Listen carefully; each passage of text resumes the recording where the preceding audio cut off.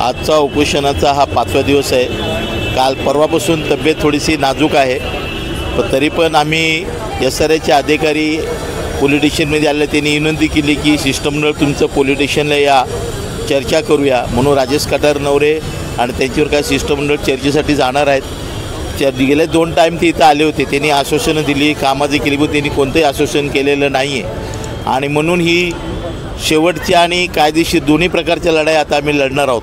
बुधवारच्या नंतर सोमवार आपल्या मागण्या पूर्ण झाल्या नाही, तर सोमवारच्या नंतर रिपब्लिकन पार्टी ऑफ इंडिया राष्ट्रीय अध्यक्ष दीपकभाऊ निकाळजे यांच्या नेतृत्वाखाली SRAवर सुद्धा आम्ही घेरावा घालणार आहेत आणि मोठ्या तीव्रपणे आंदोलन छेडणार आहे। त्यामुळे आजच्या आम्ही चर्चेसाठी जाणार आहोत आणि आशा करू की चर्चेतून हा प्रश्न सुटला पाहिजे। लोकांना गेले 6-7 दिवस लोकांच्या लाईट नाही आहेत, घरामध्ये गैरसोय होते, सर्व न्याय मिळाला पाहिजे। आणि राजेश कटारनवरे ज्या प्रश्नासाठी उपोषणाला बसलेले आहेत, ज्या भ्रष्ट अधिकारी आणि फायर डिपार्टमेंटचे जे लोक आहेत त्यांच्यावर कायदेशीर गुन्हा दाखल झाला पाहिजे। त्यासाठी आमच्या या आंदोलनाला पाठबळ देण्यासाठी ॲडव्होकेट महेंद्र भिंगारदेवे ही कायदेशीर लढाईसुद्धा आम्ही कोर्टाच्या वतीने लढणार आहोत। आता ही शेवटची आणि आरपार लढाई आहे, कारण आम्ही पहिल्या टायमाला उपोषणाला बसलो, आम्ही त्यांचं ऐकलं, उपोषण सोडलं, परत दुसऱ्यांदा उपोषणाला बसलो। त्या टायमाला DCP ढवळेसाहेब आणि 5 पोलीस स्टेशनचे वरिष्ठ पोलीस निरीक्षक राष्ट्रीय अध्यक्ष मान्य दीपकभाऊ निकाळजे या सर्वांच्या पुढाकाराने पुन्हा आम्ही सर्वांनी ऐकलं, पण पुन्हा भ्रमनिरास परत ना त्यांनी काही कामं केलेली नाही आहे। म्हणून पुन्हा एकदा राजेश कटारनवरे शेवटची त्यांची लढाई आहे आणि या लढाईला पक्ष म्हणून आणि एक झोपडपट्टी धारक म्हणून आम्ही सर्व मुंबईतील रहिवासी त्याची पाठीशी आम्ही भक्कम उभा राहणार आहोत। आणि जोपर्यंत मागण्या पूर्ण होणार नाही हे आंदोलन आज आम्ही सोमवारच्या नंतर जरी मुंबईत आंदोलन असेल तर महाराष्ट्रातल्या प्रत्येक जिल्ह्यामध्ये याचा निषेधार्थ त्या जिल्हाधिकारी कार्यालयावर निदर्शनाचं निवेदन देऊन पक्षाच्या वतीने SRA आणि संबंधित प्रशासनाचा आम्ही धिक्कार करणार आहोत। याच्यामध्ये actually SRA fire department Maharashtra गव्हर्नमेंटचं जे आता मुंबईचं फायर डिपार्टमेंट आहे आणि एलिव्हेटर डिपार्टमेंट वगैरे जे आहेत, ही सर्व जी गोष्टी ही सर्व जी यंत्रणा आहे ती प्युअरली इथला जो डेव्हलपर आहे आर्यन रिअल्टर्स त्याच्या पूर्ण फेवरमध्ये काम करते। प्लस ह्या विषयाला 2016मध्ये त्यांनी या सर्वांना अलॉटमेंट केलं होतं आणि तेव्हापासून राजेश कटारनवरे हे फॉलोअप घेतात या विषयाचा। इथे कमीत कमी 560 घरं जे आहेत ते पूर्णपणे बऱ्यापैकी म्हणजे त्याच्यातले मॅक्झिमम जे आहेत ते लिकेजेस आहेत। खाली ड्रेनेजची घाण इकडे म्हणजे एवढी आहे की ते पाणी वगैरे जे पिण्याचं पाणी जातं त्याच्यामध्ये ते सुवेजचं पाणी ॲड होतं, सांडपाणी वगैरे ॲड होतं आणि ते लोकांच्या घरापर्यंत जातं। त्यांच्या आरोग्याचा विषय गंभीर आहे। त्याच्यानंतर इथे ज्या लिफ्ट आहेत त्या लिफ्टमधल्या फक्त 3च ऑपरेटिंग आहेत, 11 लिफ्ट आहेत, त्याच्यामधल्या 3 ऑपरेटिंगमध्ये आहेत आणि त्या 3मधल्या पण एकाच चालते। इलेक्ट्रिसिटीचा प्युअरली प्रॉब्लेम आहे। आता मध्यंतरी कमीत कमी 1 आठवडाभर लाईटचा प्रॉब्लेम होता। बरीचशी लोकं इकडची जी आहेत ते रहिवासी आहेत ते अंधारामध्ये राहत होती। 17व्या माळ्यावरनं खाली यायला म्हणजे तुम्ही विचार करू शकता किती म्हणजे हा मानसिक त्रास आहे लोकांना। म्हणजे इथे वयस्कर मंडळी आहे, जे म्हातारी व्यक्ती आहेत किंवा कोण आजारी पेशंट वगैरे असेल तर त्याला आणायचं खाली म्हटल्यानंतर हा किती म्हणजे अन्याय आहे, या गव्हर्नमेंटकडनं होणारा किती अन्याय आहे। म्हणजे हा या डेव्हलपरला एवढं वरद असतं का, म्हणजे एवढं प्रोटेक्शन का मिळतं आहे? त्यांनी एवढे जे लेखूनच ठेवलेले आहेत त्याच्या विरोधामध्ये SRAने पण त्याला सांगितलेलं आहे, वारंवार सांगितलं आहे की तू ह्या गोष्टी करून घे आणि तुझ्यावरती कारवाई करू, उचित कारवाई करू। उचित कारवाई काय केली तुम्ही तिथं दाखवा। फक्त लेटरमध्ये मोठ्या अक्षरामध्ये एकदम ब्लो याच्यामध्ये लिहिलं की उचित कारवाई करू, म्हणजे तुम्ही कारवाई केली का? तर ती कारवाई काय केली त्याचं सगळं लोकांना दाखवलं पाहिजे ना तुम्ही येऊन की तुम्ही कारवाई काय केली। हे पहिल्या याचं हे त्यांचं 3रं उपोषण आहे। याच्या अगोदरच्या पहिल्या उपोषणामध्ये त्यांनी लेखी स्वरूपात दिलं होतं की मी 15 दिवसामध्ये सगळी कामं करतो, हे काही काम केलेलं नाही। त्याच्यानंतर 2रं उपोषण झालं, तेव्हाही सांगितलं की मी सगळं करतो, की तेव्हाही काय नाही। म्हणजे आतापर्यंत सगळी कामं जी आहेत ती अशीच ठप्प पडलेली आहेत, फक्त कागदी घोडे होतात, बाकी काही काम होत नाही। आलं लक्षात? SRA पण कुठलीही ॲक्शन घेत नाही। SRA पण आता मी काल पेपरमध्येच वाचलं, म्हणजे त्यांच्याकडनं डायरेक्टली त्यांनी जी कंप्लेंट दिलेली कटारनवरे, तर त्यांनी त्यांच्या एका वरिष्ठ अधिकाऱ्यांना विचारलं तर ते बोलतं ते माझा मित्र आहे आणि मी काय कारवाई करणार नाही, तुम्हाला कुठे जायचं तिकडे जा। म्हणजे अशी त्यांची ती भाषा आहे। म्हणजे पूर्णपणे SRA वगैरे सगळे प्रोटेक्शनमध्ये काम करत आहेत आणि लोकांना वेटी धरून ठेवायचं काम केलेलं इकडे आहे ना। त्यांनी जे काही सुविधा लोकांच्या आहेत त्या पूर्ण दिल्या तर इथे हा प्रसंग आता आज जे घडतं आहे हे सगळं झालेलं नसतं। आलं का लक्षात? इवन आम्ही पोलीस स्टेशनला, टिळकनगर पोलीस स्टेशनला 23 जूनला आम्ही रिटर्नमध्ये कंप्लेंट फाईल केलेली, FIR दिले, म्हणजे FIR करण्याच्या उद्देशाने आम्ही ती कंप्लेंट फाईल केलेली. त्याच्यावरती पण टिळकनगर पोलीस स्टेशननं अद्याप अजून कुठलाही ॲक्शन झालेली नाही. त्यांना विचारायला गेल्यानंतर ते सांगतात की आम्ही लेटर पाठवलेत, आम्ही 7 लेटर पाठवले, 10 लेटर पाठवले, असं त्यांच्याकडनं रिप्लाय येतो. कुठलीही ॲक्शन झालेली नाही. मी त्यांना म्हटलं लेटर पाठवल्याच्या नंतर पण जर ते तुम्हाला म्हणजे तुमच्या लेटरला कुठलं जुमानत नसतील तर तुमच्याकडे आहे ना, पर्याय आहेत ना तुम्हाला ॲक्शन घ्यायला. एक्स पार्टी ऑर्डर करा आणि लगेच FIR लॉन्च करायला घ्या. FIRने पण लेटर पाठवलं आहे त्यांना की तुम्ही कारवाई करा म्हणून. मग कारवाई करायला एवढी डिले का होतं आहे ना. तर ते त्यांच्याकडनं पण म्हणजे त्याला इनडायरेक्टली सपोर्ट मिळतो असं आमचं मत आहे. या बिल्डिंग 2016ला ताब्यात मिळाल्या. 2016पासून अनेक लोक संघर्ष करत आहेत. पहिल्यांदा कॉर्पस कुणालाही दिलेलं नाही या ठिकाणी.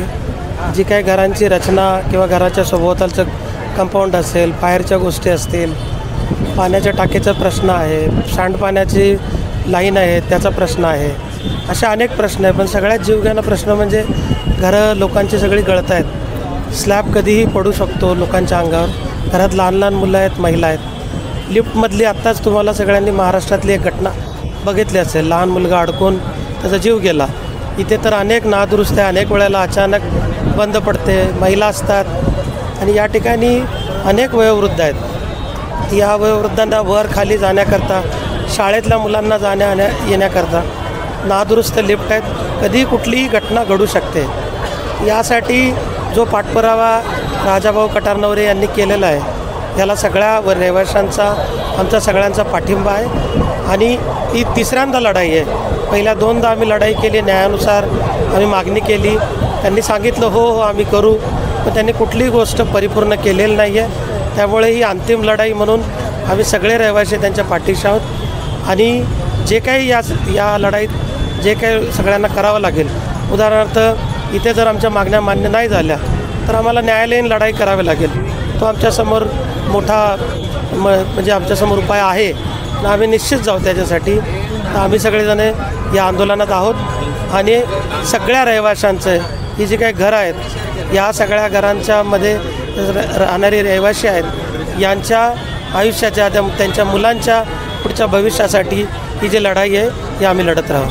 आणि राजाभाऊ SRA मार्फत आम्हाला ही रूम मिळाली होती. गेले 4 ते 5 वर्षापासून आम्ही बिल्डरचा फॉलोअप घेतो. इव्हन राजादादाचं आता हे 3ऱ्यांदा उपोषण आहे, 5वा दिवस आहे. तो बिचारा कंटिन्युअस आमच्यासाठी फाईट करतो आहे. आम्ही बरेचदा बोलून मोकळं झालेलं आहे. बिल्डरचे माणसं बघायलासुद्धा आलेले नाही आहेत. आणि आता हे आमचं घर गेल्या 4 ते 5 वर्षापासून खाली आहे, कोणीही राहत नाही आहे. आणि याचा मनस्ताप माझ्या आईला होतो आहे.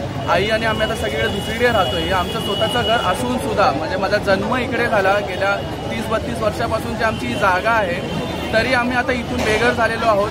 SRFमधून काय होतं आहे काहीच कळत नाही आहे. आम्ही कंटिन्युअस ऑफिसमध्ये जाऊन पण व्हिजिट केलं. राजादादासोबत आम्ही जे लेखी व्यवहार केला होता तो पण दाखवून बघितला, पण काहीही रेस्पॉन्स आम्हाला ना बिल्डरकडून येत आहे ना SRAच्या माणसांकडून येतो आहे. आम्ही बिल्डरच्या माणसांकडून जे असतात लेबर्स त्यांच्याकडून पण बोलून बघितलं, हे लिकेज त्यांना दाखवलं. त्यांचं बोलणं होतं की हम कर सकते बट ऊपर से हमको जब बोलेंगे तब हम करेंगे, नाही तो हम देखेंगे भी नाही. तर अजूनपर्यंत SRAचे अधिकारी कोणीही येऊन बघून गेलेले नाही आहेत. बिल्डरचा स्पेशली माणूस एवढा लिकेज आहे, कोणीही आम्हाला बघून गेलेलं नाही आहे. स्वतःचं घर असूनसुद्धा आम्ही इथून बेघर आहोत. आणि गेल्या 4-5 वर्षापासून आमचं हे रूम पूर्णपणे खाली आहे. तुम्ही पाहिजे तुम्हाला मी घर पण दाखवू शकतो. पूर्ण लिकेज आहे, म्हणजे माणसाला राहू पण शकत नाही तिकडे. पाऊस नसताना सुद्धा आमच्या घरात पाऊस चालू आहे, तुम्ही बोलू शकता. SRA बिल्डिंगमध्ये टिळकनगरच्या इकडे जातो. आम्हाला लिफ्टमध्ये लेट टिकत होती. आम्ही रोज शाळेत जातो, त्याला जातो मी. आणि आम्हाला लिफ्ट बंद असते तर आम्ही चालत येतो. शाळेत पण लेट होतो. इकडे गार्डन बनणारे बोललेले, पण अजून तर गार्डन पण बनलं नाही. आम्ही रोडावर खेळतो, आम्हाला जागा पण नाही खेळायला. मग घरी पण लेट पोचतो. शाळेत जाताना शिडाने येते. मग आम्ही लिफ्टमध्ये पण कितींदा अटकले. लय समस्या आम्हाला. आणि आम्ही लिफ्टमध्ये बसल्यावर आमची अजून वरतून एक्झाम पण चालू आहेत आमचे. मग एक्झाम चालू असताना आम्ही कितींदा लिफ्टमध्ये बसलो. मग आमचा टाईम पण खराब होतो. टीचर्स थांबवते, मग 1 घंटा याच्यात जातो. मग 1 घंट्यात पेपर काय लिहिणार आम्ही. माझी समस्या आहे की 4 दिवसापासून आमची लाईट तर नाही आहे. 4 दिवसापासून आम्ही धावपळ करतोय, पण आम्हाला कोणीच मदत करत नाही आहे. अदानीकडे जातोय, अदानी आम्हाला बिल्डरकडे पाठवतोय, बिल्डर आम्हाला पोलीस स्टेशनला पाठवतोय. आम्ही जायचं कोणाकडे आणि कुणाकडे मदत मागायची. एवन म्हणतात ना लाईटीचा तर प्रॉब्लेम आहेच, पण एवन म्हणतात ना लिफ्टचा पण प्रॉब्लेम आहे. हार्टचा पेशंट आहे, ते कॅन्सरचा पेशंट आहे, त्यांनी जायचं कसं आणि यायचं कसं, कोणी आम्हाला मदत द्यायची आहे इथे. आम्ही कुणाकडे म्हणतात मदत मागायची आम्ही.